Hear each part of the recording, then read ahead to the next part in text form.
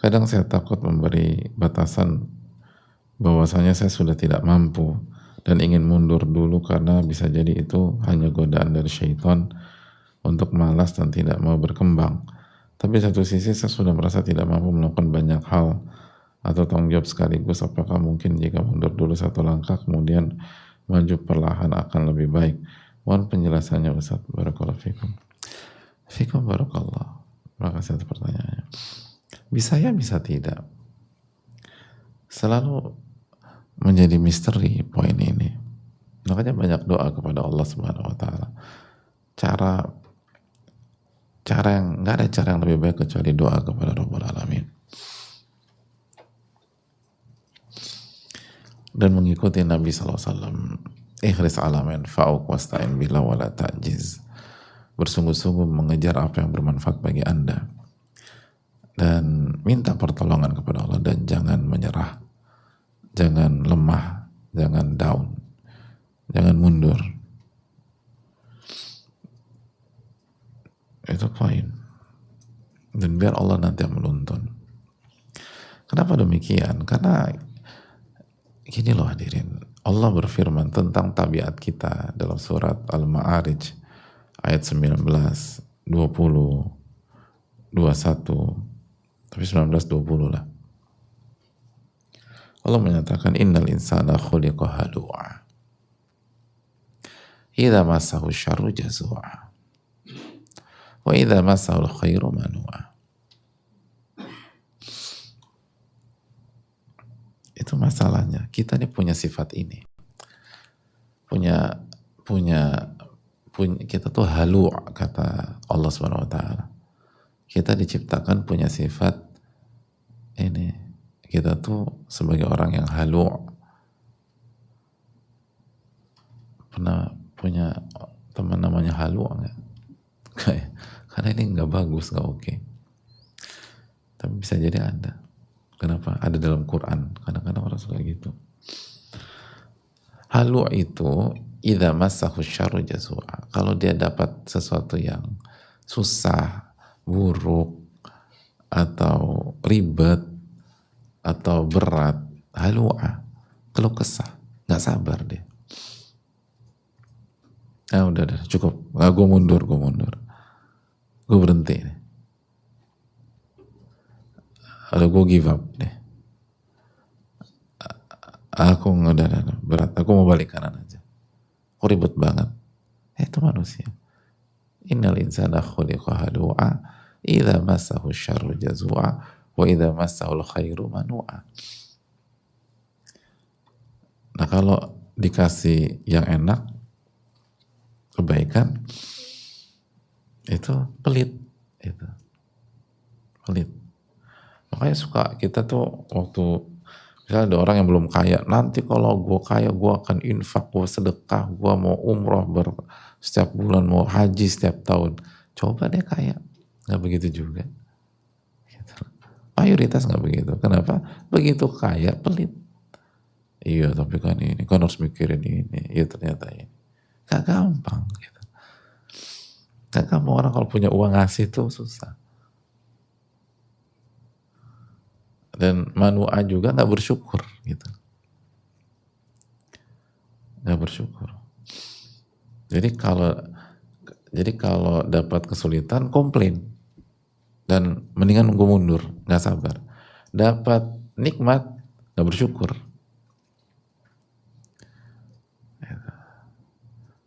Dan nggak gunakan nikmat itu di jalan Allah. Itu manusia.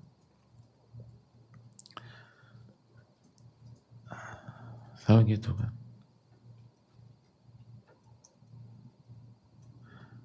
Jadi nggak bersyukur, nggak totalitas. Kalau dapat tuh udah.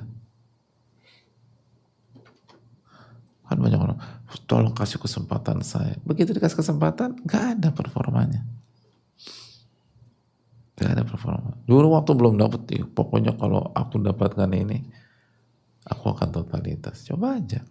Mayoritas nggak demikian. Ada orang pengen belajar atau ingin kuliah atau belajar di sebuah sekolah atau kampus yang begitu bisa, males-malesan. Kita udah dapat manusia tuh pelit gitu. Manusia tuh demikian. Kalau dapat aral dan rintangan, gampang mundur. Udah gue mundur deh. Aduh capek nih. Enggak. Enggak, udah cukup. Enggak, gue kapok deh. Makanya sekali lagi, orang yang benar-benar berhasil tuh minoritas. Karena manusia itu begini. Halu'a itu halu'a. Jadi tafsir halu'a itu 2 ayat berikutnya. Idza massahu syarru jazu'a wa idza massahu khairu manu'a. Gitu. Kalau dapat kesulitan, kesusahan, ngeluh, protes, dan nggak sabar, mundur, nyerah, itu manusia. Nah kita ini kan, kita manusia bukan? Manusia, alhamdulillah. Kita harus sadar bahwa kita tuh punya sifat itu, gitu loh. Kita punya sifat itu. Allah yang berfirman, innal insana khuliqa halu'a. Allah yang berfirman, manusia diciptakan punya sifat itu tuh. Punya sifat itu.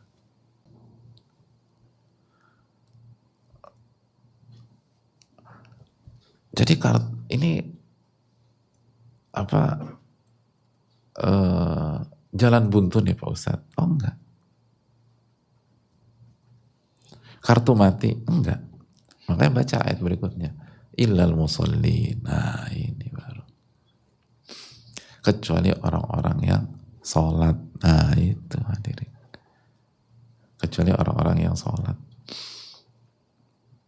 Gitu. Maksudnya orang-orang sholat itu kalau mendapatkan kebaikan bersyukur maksimal, totalitas, dapat fulus infak, kasih ke pos-pos yang baik gitu,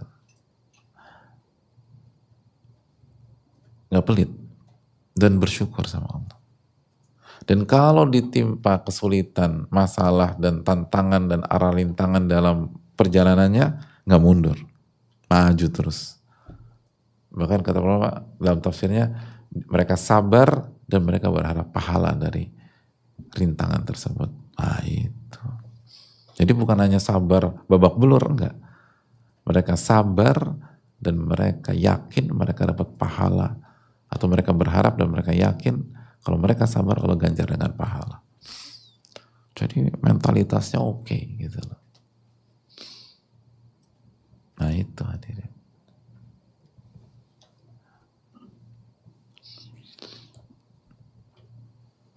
Berarti ya udah aku mulai dari sholat Jumat aja Pak Ustadz ya hari ini. Loh sholat subuh dong, kok sholat Jumat itu loh. Enggak, bertahap dulu, sholat Jumat dulu. Nanti berapa bulan baru sholat asar. Baca ayat berikutnya. Nah ini. Alladzina hum ala sholatihim daimun. Nah itu. Sholatnya komplit. Senantiasa sholat. Bukan sholat sekali sehari. Bukan sholat 2 kali sehari. Alladzina hum ala sholatihim daimun. Nah itu. Orang-orang yang sholatnya itu continue terus. Nggak berhenti-berhenti. Dijaga tuh.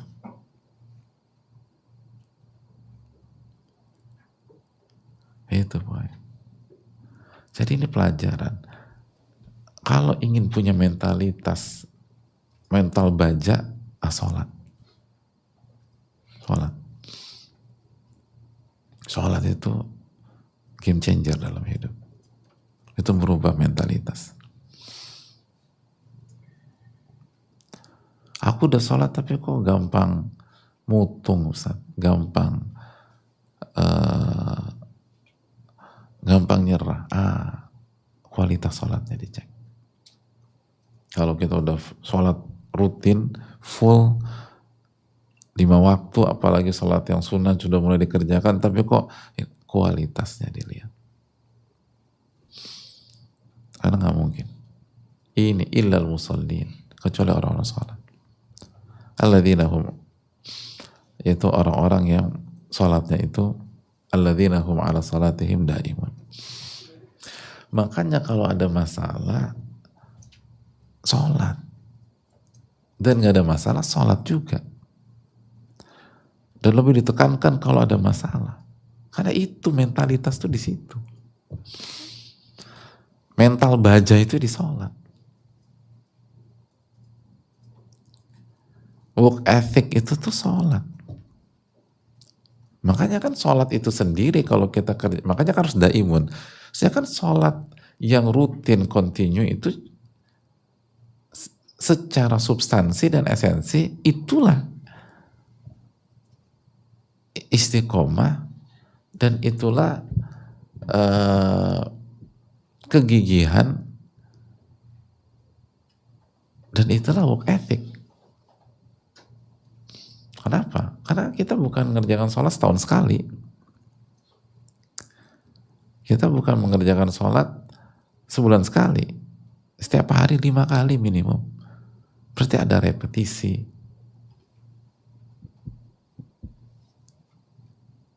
Ada keistiqomahan. Ada apa? Membangun mentalitas. Disiplin. Nah itu. Mentalitas disiplin. Dalam sholat.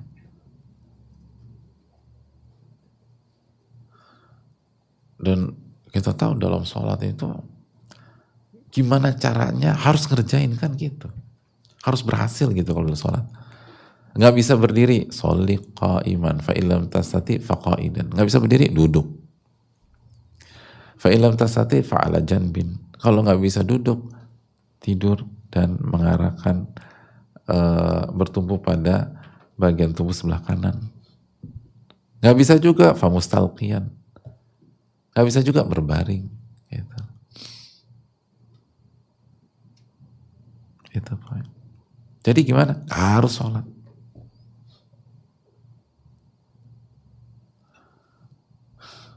Itu poin. Jadi benar-benar digembleng mentalitas kita.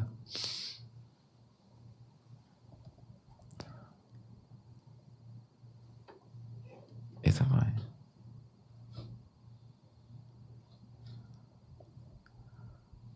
Hadirin Allah muliakan. Itu dari satu sisi.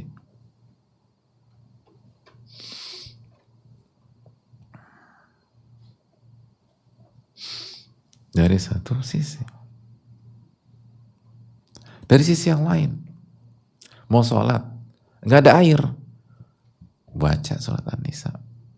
43. Falam tajidu ma'an fatayammamu sa'idan thayyiban. Falam tajidu ma'an fatayammamu sa'idan thayyiban. Anda nggak dapat air, nggak sholat, oh nggak, bukan. Tayamum. Gunakan tanah yang suci. Atau sa'id yang suci. Dan keterangan sa'id ada dalam kitab-kitab fikih. Jadi nggak dikasih ruang untuk mengatakan saya nyerah, enggak. Nggak dikasih ruang untuk beralasan untuk nggak mengerjakan.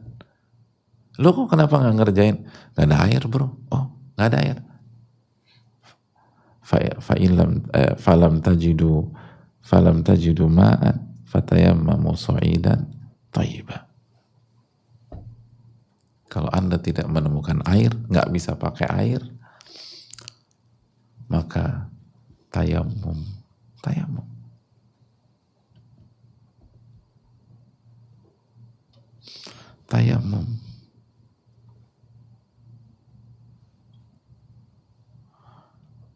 Jadi hadirin Allah disuruh tayamum.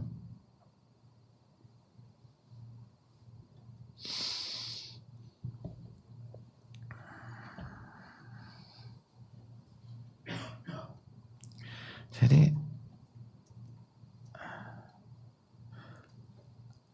itu sholat hadirin sekalian.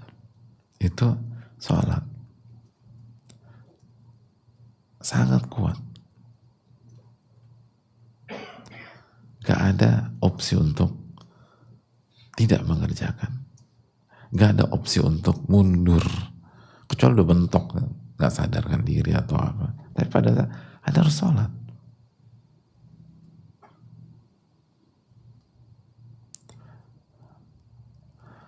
Anda harus sholat.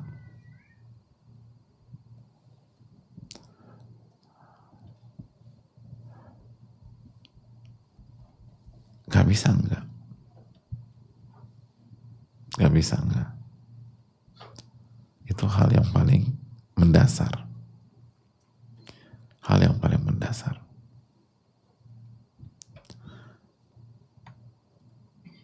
Jadi sekali lagi hadirin Allah muliakan,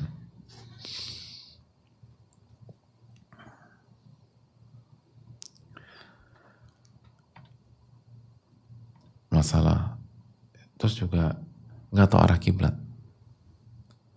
Arah kiblat kemana ya? Mas, tadi sholat nggak? Enggak sholat. Kenapa? Nggak tahu arah kiblat. Oh, nggak tahu arah kiblat. Fa'ina ma tuwallu fathamma wajhullah. Al-Baqarah 115. Kalau Anda udah mentok, berusaha, tetap nggak ketemu arah kiblat, kemanapun kamu menghadap, itu kiblatmu pada saat itu. Gak ada opsi sholat itu. Untuk nggak ditinggal, untuk ditinggalkan gak ada opsi ke sana. Ditutup semua alasan. Aku ini udah mau sholat tapi nggak tahu arah kiblat. Fa'ina ma tuwallu fathamma wajhullah. Kemanapun Anda menghadap, itu kiblat Anda pada saat itu. Makanya sholat itu membangun mentalitas kalau kita ngerti. Makanya manusia itu berkeluh kesah, komplain, atau mentalnya lemah, illal musallin. Kecuali orang-orang yang sholat. Alladzina hum ala salatihim daimun, yang konsisten dalam sholat. Konsisten dalam sholat.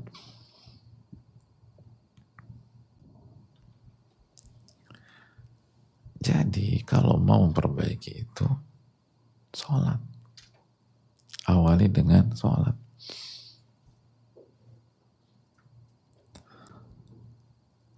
Awali dengan sholat. Dan syarat berikutnya dalam surat Ma'arij tadi. Berikutnya kan Allah mengatakan walladzina fi amwalihim haqqun ma'lum.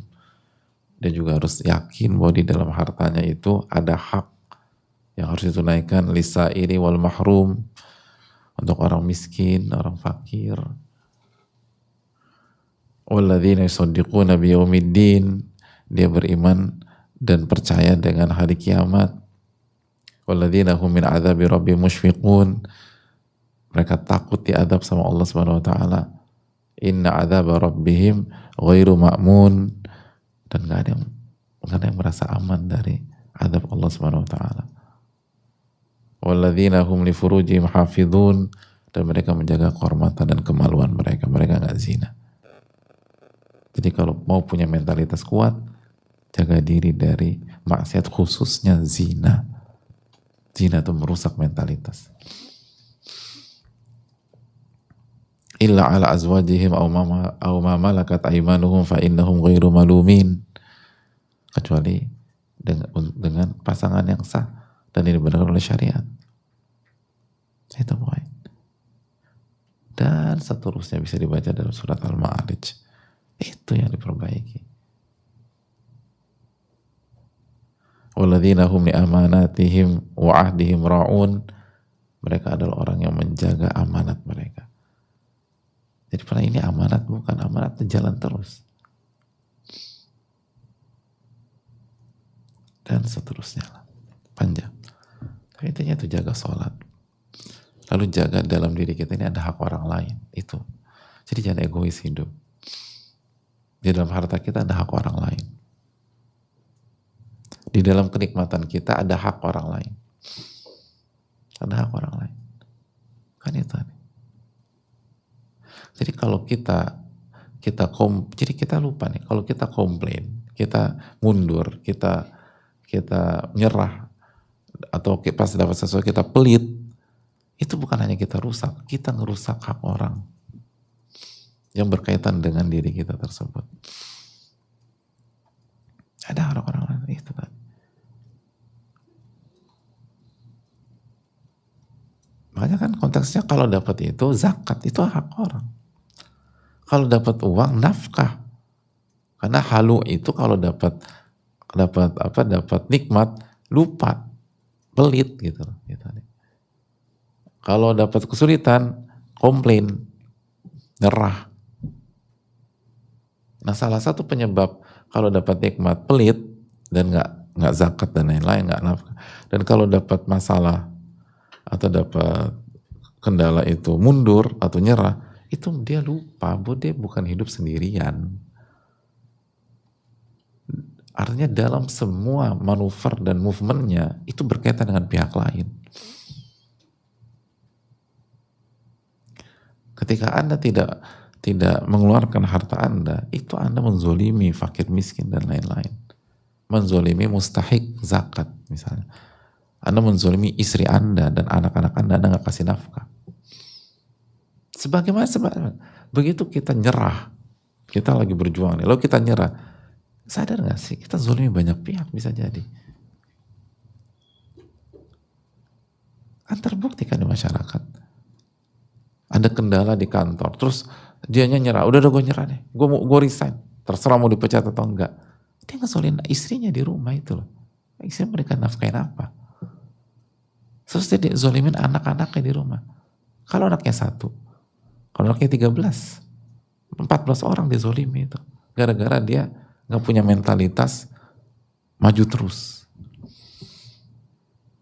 Gara-gara mentalitasnya nyerahan. Udah nyerah deh. Oh nyerah deh.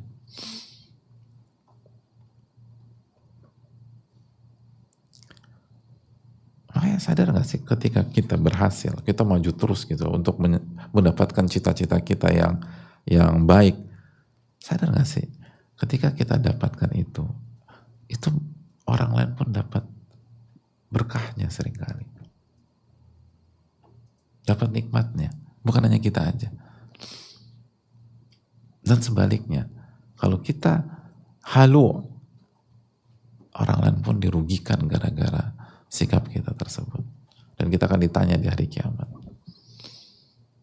Dan itu tadi jaga diri dari maksiat, khususnya zina. Apalagi kalau kita udah punya pasangan, udah menikah, hati-hati banget dengan itu. Itu merusak semuanya. Itu merusak. Karena Allah sebutkan secara spesifik.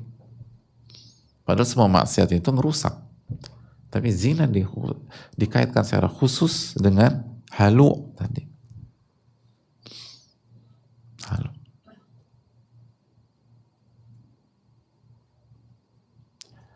Itu poin. Karena esensi zina itu apa sih hadirin? Di antara esensi zina apa? Ingin kenikmatan tanpa tanggung jawab. Itu esensi zina. Ingin kenikmatan tapi nggak mau tanggung jawab. Mau senang aja. Ingin kenikmatan dunia yang salah satu yang terbesar dengan beban yang paling murah gitu. Oh tinggal sewa. Berat. Tapi kalau menikahi wanita kan panjang urusannya. Kita harus kasih nafkah, harus jaga, harus ini dan seterusnya. Nggak mau, aku nggak mau. Tapi aku pengen dapat kenikmatannya. Udah zina aja. Dapat simple, murah. Dan nggak tanggung jawab itu. Jadi ngerusak itu si esensinya itu. Sedangkan halu itu tadi nggak mau dapat beban tanggung jawab segala macam. Makanya sangat zina itu salah satu esensi, salah satu ya. Ingin kenikmatan dunia, kelezatan dunia, tapi nggak mau tanggung jawab.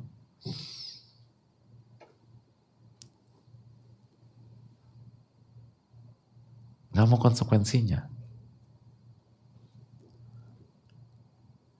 Ingin dapatkan dengan cara tergampang dan termurah. Na'udzubillah. Itu. Jadi itu poin. Jadi sekali lagi jamaah Allah muliakan. Panjang ya. Jadi nggak sederhana. Jadi bukan mundur nggak, ya, perbaiki dulu pola hidup kita.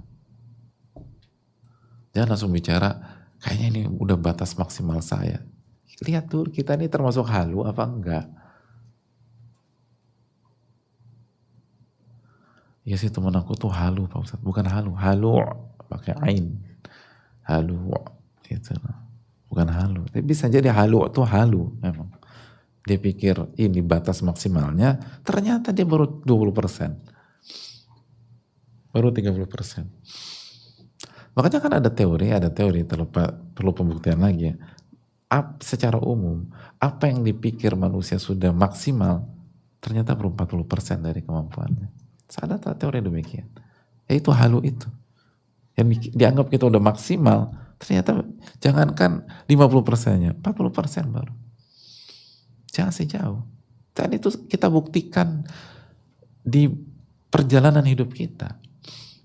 Coba bandingkan ya perjalanan hidup kita. Mana yang lebih sering terjadi dalam hidup kita?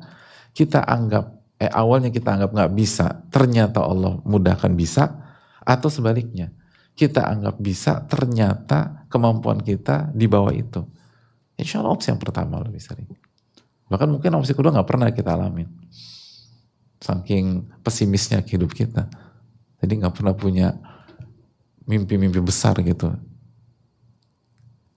Mayoritas kita itu awalnya merasa nggak bisa, terus Allah kasih taufik bisa. Mayoritas kita dulu nggak pernah berpikir sampai pada titik setinggi ini, nggak pernah. Hari ini misalnya kita ada di sebuah titik, itu kalau kita menengok ke belakang, kita nggak pernah kepikiran bisa sampai titik ini. Padahal titik ini pun belum maksimal, masih jauh.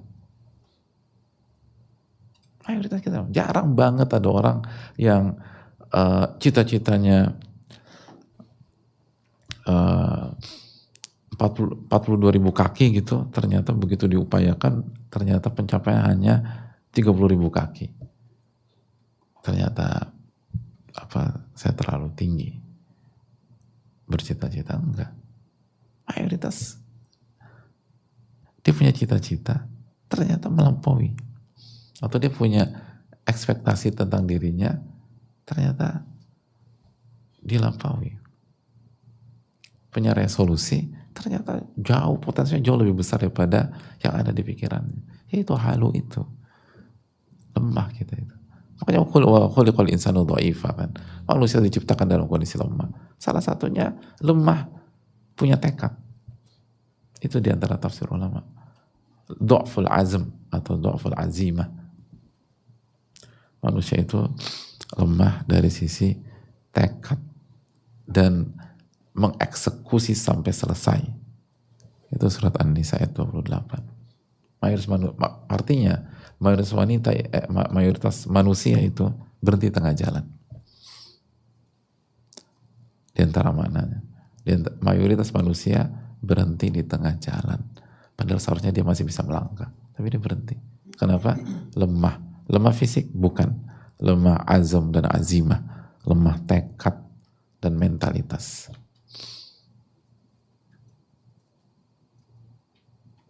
Padahal masih bisa, tapi dia udah cukup. Nah, ada jalan terus. Tawakal ala Allah. Maka kata Allah, maka kata Nabi SAW, ihris ala ma yanfa'u. Bersungguh-sungguh tapi yang bermanfaat bagi anak. Jadi pastikan ini bermanfaat nggak bagi saya. Ini baik buat agak dunia dan akhirat saya nggak? Oh baik, minta pertolongan sama Allah. Wala ta'jiz. Jangan mundur, jangan lemah, jangan nyerah. Wala ta'jiz. Jangan maju terus.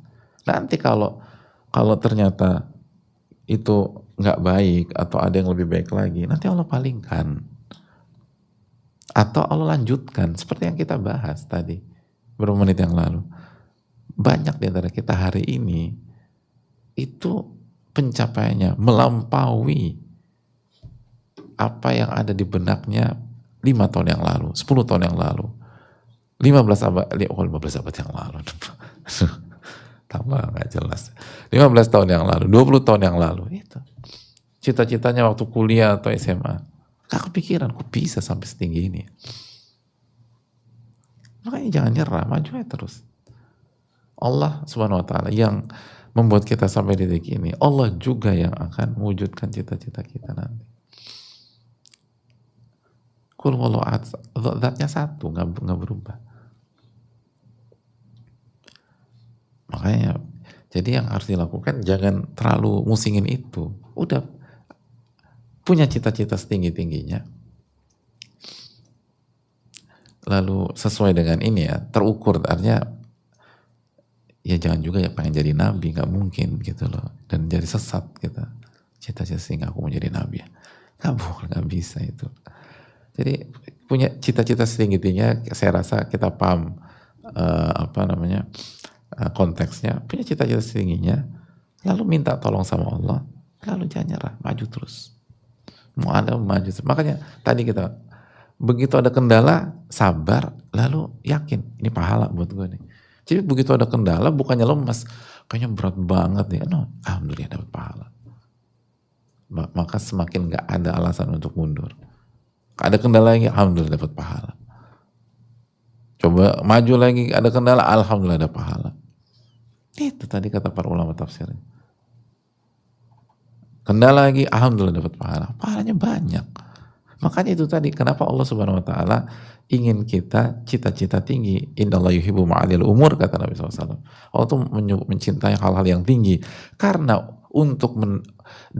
karena di antara faktornya, karena dalam proses menggapai cita-cita yang tinggi, pahalanya banyak. Nah itu. Tapi kalau cita-cita kita rendah, prosesnya menghasilkan pahala yang jauh lebih sedikit. Gitu. Pahala yang banyak. Jadi sebelum sampai ke destinasi itu pahala semua. Karena begitu ada kendala, ada masalah, ada aral dan rintangan, sabar, pahala. Gagal, maju lagi, pahala lagi. Pas gagal, sabar, pahala. Ditolak, sabar, pahala, maju lagi. Ditolak lagi, sabar, pahala, maju lagi. Nah, gitu. Ditolak lagi, sabar, pahala, maju lagi. Kayak itu. Lu udah ditolak terus kok nggak mundur? Loh kan, gua alhamdulillah udah 8 kali ditolak. Berarti 8 pahala. Maju aja terus. Bayangkan kalau umat kita punya mentalitas kayak gitu. Anda 8 kali jatuh, maju terus. 8 kali jatuh berarti 8 kali pahala. Ya apa alasan gue mundur? Pahala. Keberkahan. Itu. Jadi beresin PR kita, sholat dijaga, khusyuannya dijaga, dan yakin dalam diri ini, dari dalam nikmat yang Allah kasih ada hak pihak lain. Ini berhubungan dengan yang lain. Jadi kita harus jaga diri lebih ekstra lagi, karena ini bukan tentang diri kita, tentang banyak pihak. Harus jaga diri dari maksiat, khususnya zina, jaga. Nanti Allah kasih keberkahan.